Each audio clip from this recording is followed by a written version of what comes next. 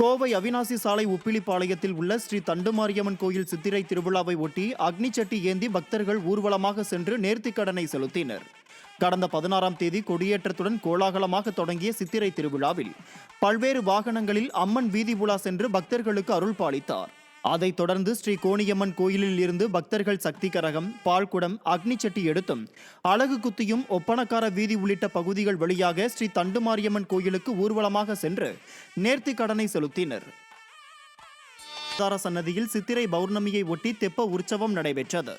முன்னதாக மட்டையடி உற்சவம், தீர்த்தவாரி, திருமஞ்சனம் போன்ற நிகழ்ச்சிகள் நடைபெற்றன. இதனைத் தொடர்ந்து ஸ்ரீதேவி, பூதேவி சமேத யக்ஞ வராகன் உற்சவர்களுக்கு சிறப்பு பூஜைகள் செய்யப்பட்டு தெப்பத்தில் எழுந்தருளினார்.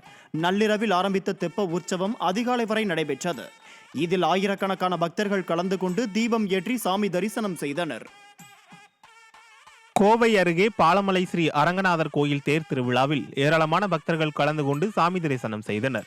பெரியநாயக்கன் பாளையத்திற்கு அடுத்துள்ள மேற்கு தொடர்ச்சி மலை பகுதியில் 100 ஆண்டுகள் பழமையான பாலமலை ஸ்ரீ அரங்கநாதர் கோயில் அமைந்துள்ளது.